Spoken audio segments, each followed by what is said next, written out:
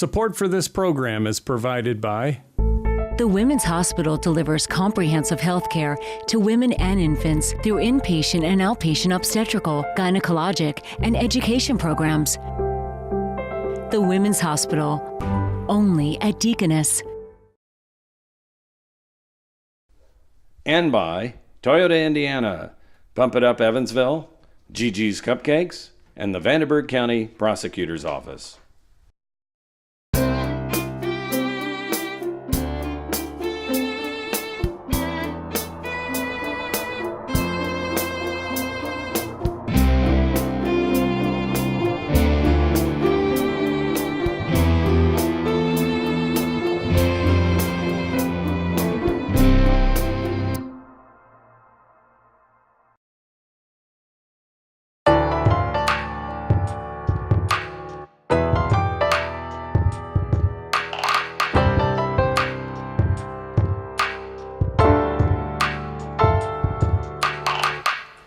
It's playful and it's sweet. It's not boom in your face.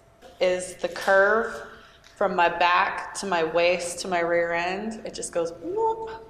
And I just think it's super cute. You were in our first episode. Yes. What'd you think? What the hell are they doing? Like, what's this show? What's this going to be? Oh, no, I don't think I felt that way because I knew Stacy and I knew the vision that she had based on what I'd seen from her previously, so I was really excited and happy to be involved. How did she present it to you? She was like, hey, you want to come be on my show? And I was like, yeah, whatever. What do I got to do? I mean, Yes. Nothing like that? No, I wasn't. I'm not a hard sell. If you ask me to be on TV, I'll probably say yes. Before the television episodes, we had video and diary reveals, and we started compiling those 5 years ago. So there were women that I asked to come to my home, some that I hardly knew, and asked them to share their stories. And they shared their stories in such a brave and honest way in hopes to connect with other women and validate them and also bring light to some subjects. And because of them, we are where we are today.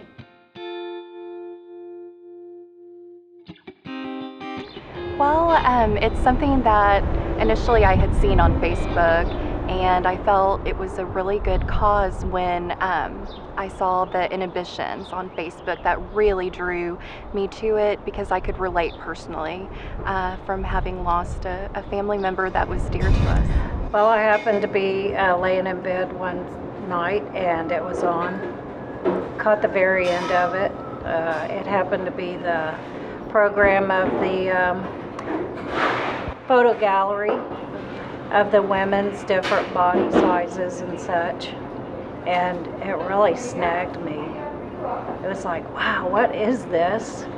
I want to see more of this. After watching the episode on Project Reveal about suicide, it touched my heart. It was the nudge in my heart to move forward, to present some kind of prevention training program here at the church and to open it up to the public.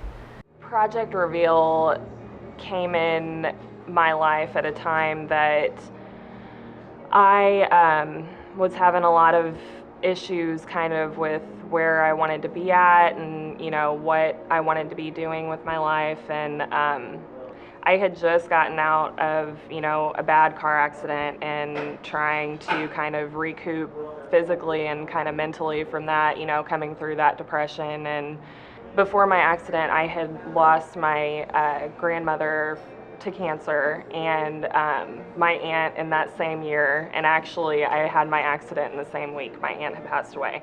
You know, the lantern release was really just kind of a release of just everything that I'd been holding in for so long, and it was beautiful. It was so moving. It was just gorgeous. I mean, I loved every bit of it, and now that we're gonna do this butterfly release event, I'm super excited about that because that's really going to hit home for me, and I'm happy that I'm going to be able to celebrate my grandmother and her life and what that meant to me.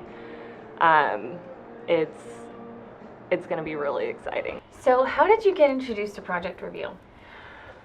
I think that probably the first time that I heard about it was with the segment with Laura Lukens, because I've known her since she was a little girl. Isn't she awesome? Yes, yes. That was yes. so cool. Yes. Because we did a whole montage of her. It was like 4 minutes of just on her tattoos. Exactly. What did you think about so it? I loved it. Really? I loved it. Yes, yes. So I think that was probably the first time. And then I think that probably the next one, quite honestly, that popped up for me was Mike Hull and Sue Hall were friends of mine, and so when you did the one on suicide, then from there I really started with intention looking and watching, Cool. So yeah. Thank you. Yeah. So one day I got a notification on my phone and I opened it up and Project Reveal had a private message. And so I read it and it said, "Hi, my name is Janet and I just wanted you to know that your episodes had a really big impact on our professor. Her name is Barb and she's a professor at USI in the social work department, and she's using your episodes in the class." And that's all she said. And I was blown away. I mean, I was like, oh my God, this is so cool. What a cool compliment. I need to meet this person and see what she's showing and what she thinks about the episode. So we went to talk to her. What I teach is social work, but I teach seniors who are doing their internships. And so social work is sort of underlies by the NSW Code of Ethics. And the NSW Code of Ethics says one of the principles of it is that all people have dignity and worth. And of course what we do as social workers is empower people. We don't help people, we empower them. And so those two things combined made Project Reveal just a really nice fit for me, because I was really impressed with, you talked about the sensitivity that you dealt with, Mike, and I was real impressed with that, is that it was very obvious that the people that you worked with, that you really respected their dignity and worth above all else. And and that you had done your research, and so the people that you use in terms of the experts in the field, then those were all people who use best practices, and so that you were using solid kind of people. So it did lots of things for me. It exposed my students to an issue, and it exposed them to you're handling people well and modeling for them the way that you handle people with dignity and worth and what that looks like.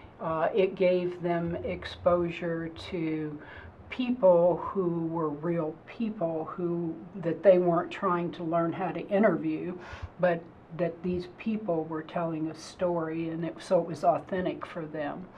And then it gave them information on a particular issue. So exactly. Yeah. It's nice to hear these things. It's always so good to get validation for what you're doing. We're at the end of season 2 and we've done all these episodes and we love getting the feedback, and it was just a charge to hear what Barb said. She was able to describe what she loved about the episode, and she validates the things that we take great care in doing. I mean, it's hard to describe that feeling that, I got choked up just talking to her, and I think as a crew, it's good to hear that feedback. Watching the last episode, I felt good. I felt good about knowing that there's other people out there who have gone through exactly what I've gone through, and I was not alone. Yeah. It made me feel hope. Honestly, that was the first thought that I got from all of it was, no matter what your inhibitions are and no matter what you may be going through, there's always hope, and there's always beautiful, endings and beginnings in life. Would you ever consider being a model for our Embrace Your Body event? Absolutely. You would, really? I would. Yes, I would. I would, yeah. That is fantastic. Yeah, in a heartbeat. I know it will be difficult for me to go into this photography thing, but they did it, I can do it. You know, I can do it too.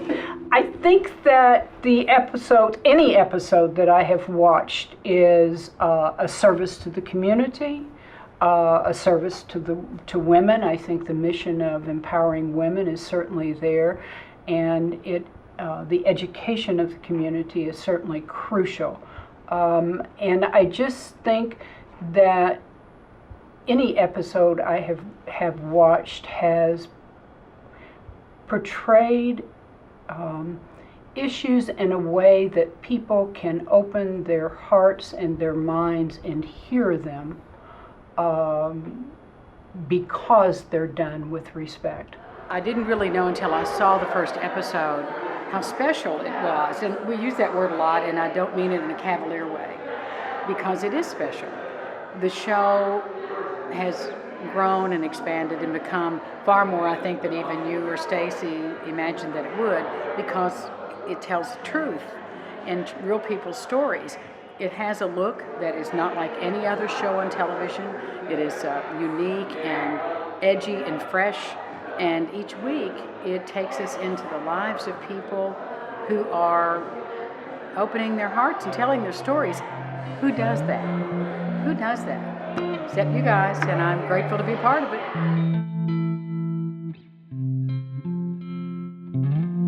I would just like to open this up by saying one thing. Just hold, please. That's fine. You're wearing the same sweater.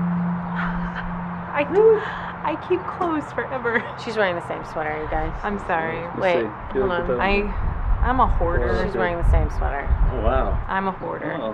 Well, the glasses are new. Because my The eyesight hair, has started hair, to go hair pulled back. ridiculously. She's wearing the same sweater right there. Well, it's So if you wanted to know where she is now, forever, she's the same thing. I'm wearing the same stuff. So you were one of my first reveals.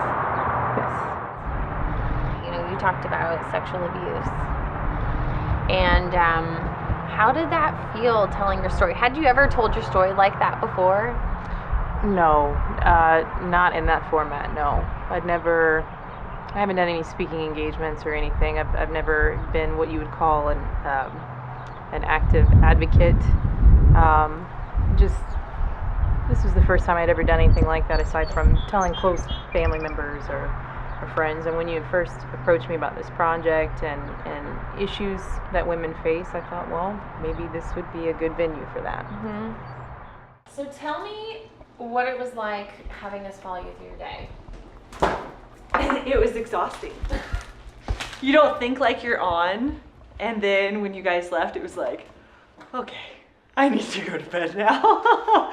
But it was normal, like we did our normal day. Like we didn't switch what we did that day, but still just having somebody, I'm a pleaser. And so like having people watch whether, you know, you agree with whatever I'm doing or not, it just made me aware. Yeah. I don't know, and I probably overthink things, so.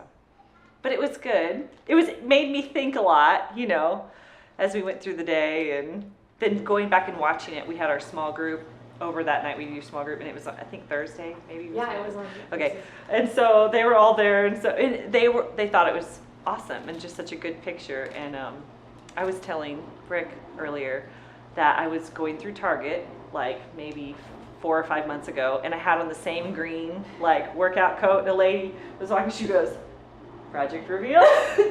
Yeah, and I was like, yes. I had the same like gross, you know, workout hair and everything. And she was like, "I love that episode, thank you." And I was like, oh, so that was kind of cool. That was our very beginning of our first season, and I was struggling with feeling okay with loving to work and accepting that I didn't want to or like staying at home. When I was working pre-kid, or even just with one kid, I had this really unrealistic expectation of what stay-at-home moms do, or what that is, or what it's like. And so that was why this was so important, is to really show what it is and what it's not.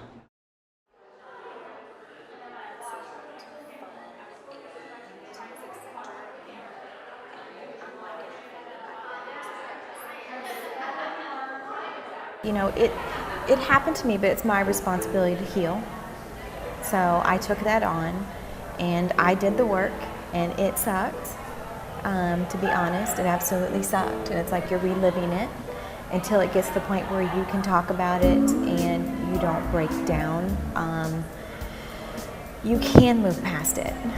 You absolutely can move past it. And I think one of the most amazing things as a woman is you are given this instinct, you have this feeling inside of you, you have to always listen to it because it's going to tell you exactly what you need to know. Life is so completely different than I ever imagined it could be. I'm so overwhelmed. Looking at this is very strange for me because I'm not even that person anymore. Like, I'm amazed at how much my life has transformed in just that time period. So, who was she? She was a woman on the brink of letting go of that secret that she had held inside for so long and really nervous about how this was going to be perceived to the world. And, you know, looking back on it now, it was so empowering just to let other people know that, hey, I've been there. Everybody's situation is different, but you don't have to be there. And now, like, life is just so good. Mine escalated super quickly, so there weren't a lot of events. There were 3 main, like, physical events. And the first one, his friends were there when it happened, and they held me down so that he could hit me. And the connection Nikki and I had without having ever met was pretty phenomenal, and I think it speaks volumes to what victims go through and how it allows them to kind of take that trauma and connect with each other. So I was so touched to get to know her story and to connect with her in that way. And more so to kind of tell our stories in that format so people could see that no matter the differences, the same underlying themes exist in domestic violence relationships. So it was a powerful day, and I was glad to be a part of it and glad to be a part of it with Nikki. Do you remember that night that it aired? I do. My mom came over and we watched it together, and I didn't want her looking at me, and I didn't want to look at her. Because you're still dealing with the whole, you know, it's kind of a secret. It's not out, and you're still thinking, how are people going to react to me? So that's how I was feeling at that moment. So as you started watching it together, what was that like? Were you just nervous until the end? Or? There was a lot of emotions because as I'm watching it, you know, things are unfolding that I hadn't shared. So what do you remember about the night or day you watched the show?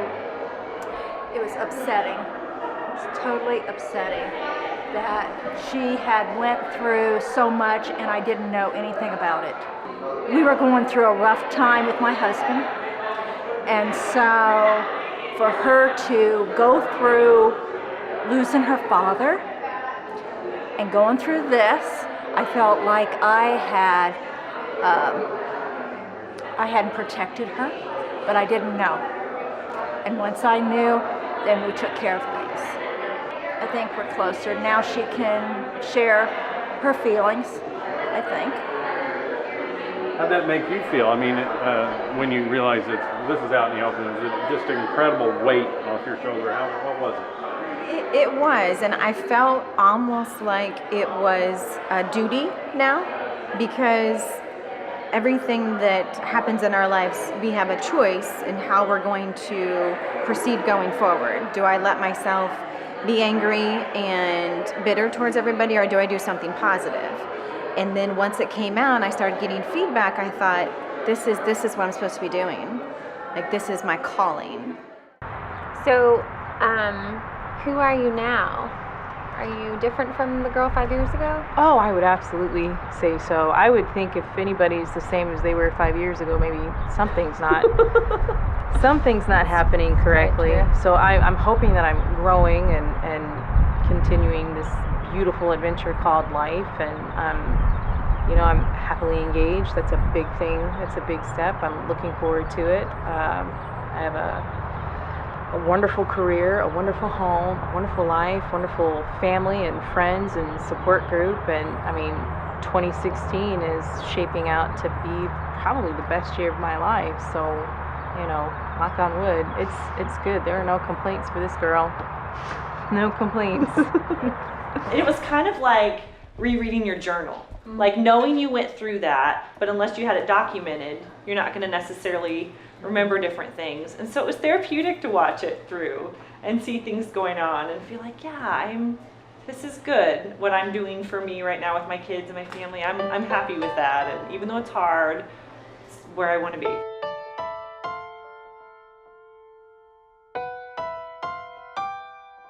So almost 5 years ago, I asked Melanie to come over to my home. I hardly knew her.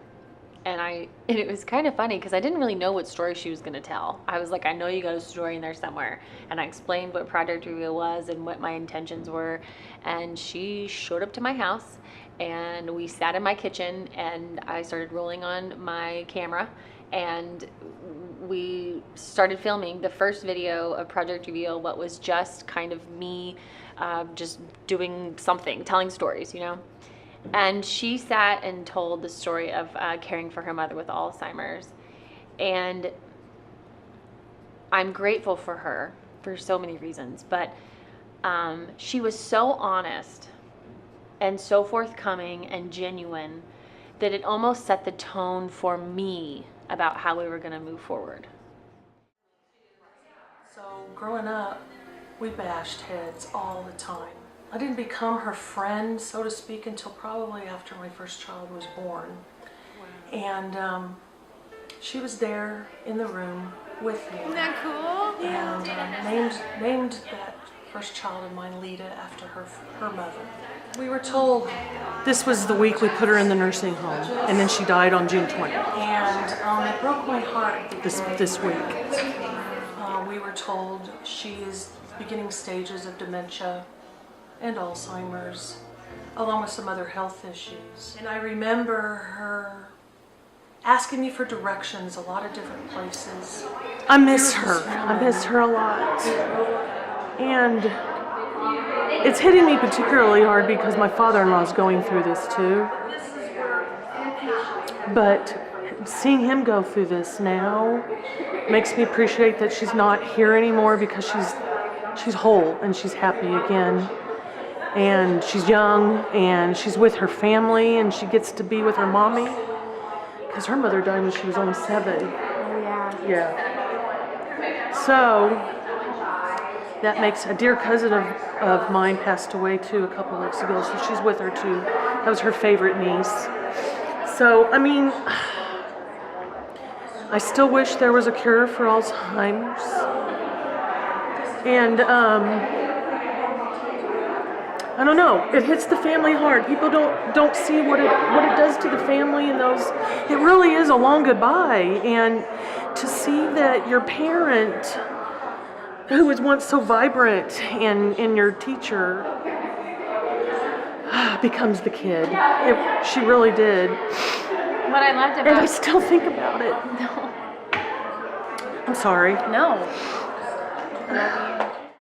I did it because even 5 years ago, you didn't talk about it a whole lot at length, especially the negative side that it leaves with the family. Yeah. And if it helped anybody at all, to know it's okay to get angry and be pissed off and to be hurt and to be upset.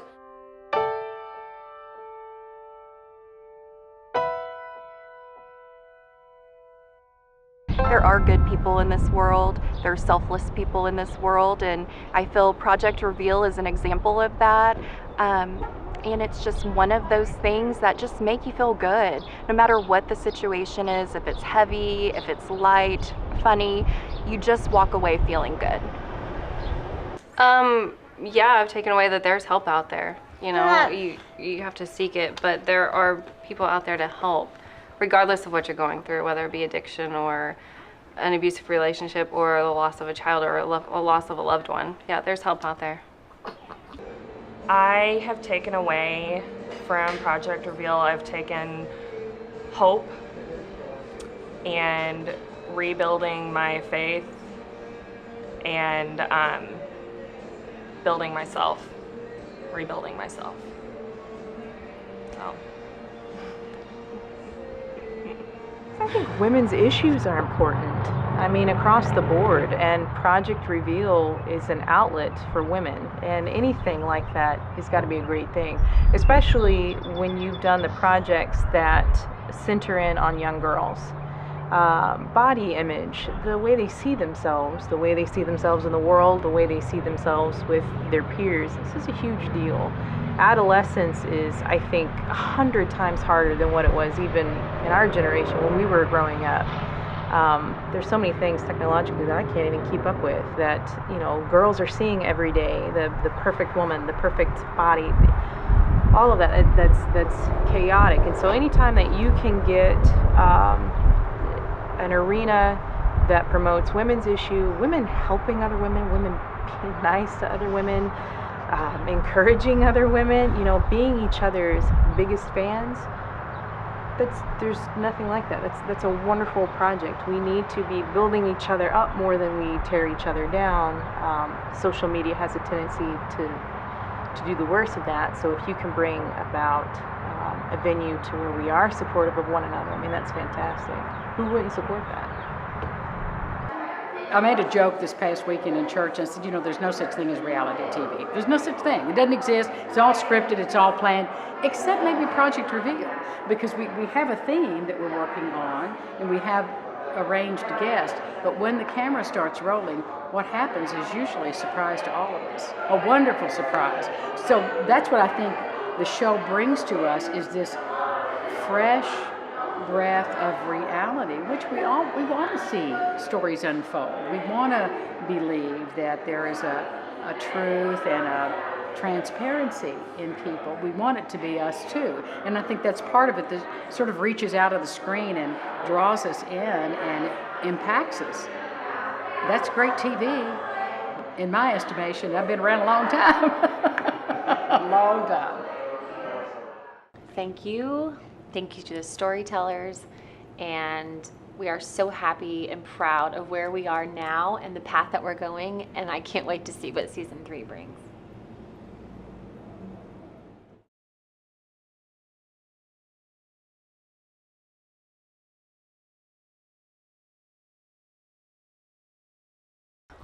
Honestly, I have been able to relate to multiple shows. The addiction, I turned to alcohol very heavily after our first loss. I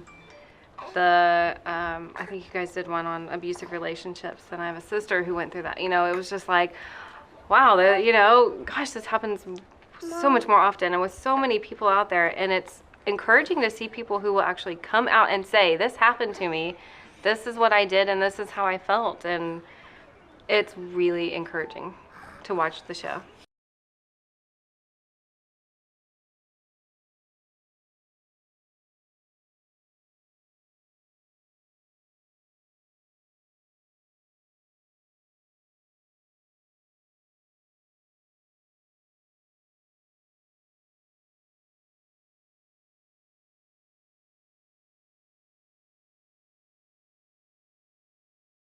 Support for this program is provided by The Women's Hospital delivers comprehensive health care to women and infants through inpatient and outpatient obstetrical, gynecologic, and education programs. The Women's Hospital, only at Deaconess.